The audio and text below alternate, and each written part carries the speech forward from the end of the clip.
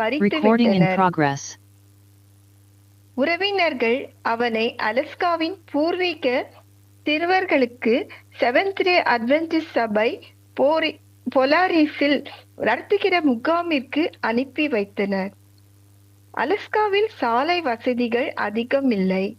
அதனால் விமானத்தில் ஏறி டில்லிகாமிற்கு வந்து ஒரு பேருந்தில் ஏறி 30 நிமிடம் பயணம் செய்து ஒரு குளத்தின் பகுதியை அடைந்து அங்கிருந்து 15 நிமிடம் படகில் பயணம் செய்து பொலாரிஸ் முகாமிற்கு வந்தான்.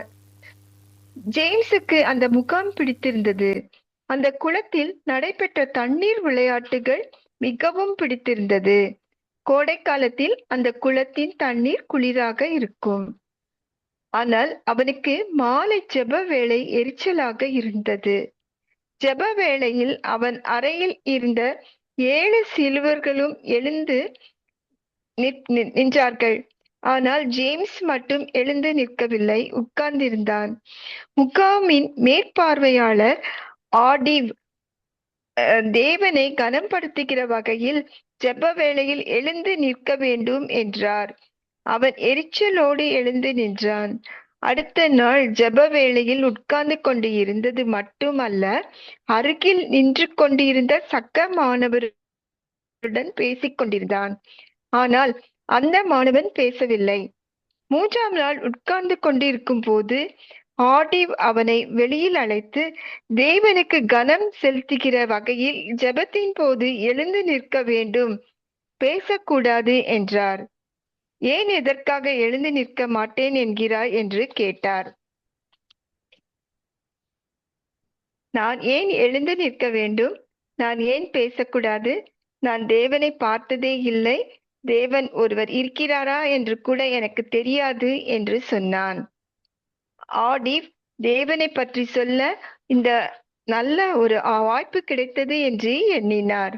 அவனிடம் காற்று நம்மேல் வீசும்போது அதை உணர முடியும், ஆனால் பார்க்க முடியாது.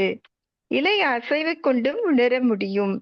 அதேபோல் இரவில் நட்சத்திரங்களை மேகம் மூடினாலும் அங்கு நட்சத்திரங்கள் இருப்பதை நாம் மறுக்க முடியாது.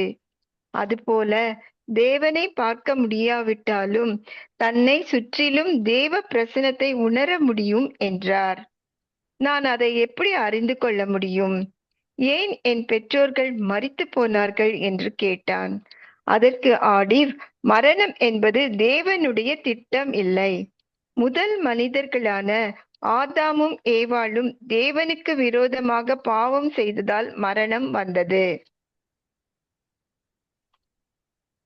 அதனால் ஒவ்வொருவருடைய பாவங்களுக்காகவும் மரிக்கும்படிக்கு தேவன் தன் குமாரனாகிய இயேசுவை அனுப்பினார். இயேசுவை விசுவாசிக்கிறவர்கள் வேதனையும் மரணமும் இல்லாத ஒரு உலகத்தில் அவரோட என்றென்றைக்கும் வாழ முடியும் என்று ஆடிவ் சொன்னார். ஜேம்ஸ் அமைதியாக கேட்டான். தேவன் உண்மையிலே மேலே இருக்கிறாரா என்று கேட்டான். அதன் பிறகு ஜெப நேரங்களில் அமைதியாக எழுந்து நின்றான். தன் மனதில் என்ன தீர்மானம் செய்தான் என்பதை அவன் வெளியே சொன்னதே இல்லை. ஆனால் நிச்சயம் தேவனை பற்றி யோசிப்பான் என்று ஆடிவ் நம்புகிறார். நாமும் நம்புகிறோம். இந்த 13வது வார காணிக்கை அங்கு சமுதாய செல்வாக்கு மையம் அமைக்க உதவ போகிறது. இந்த வாய்ப்பினை தந்த தேவனுக்கும் சபைக்கும் ஸ்தோத்திரம். ஆமீன்.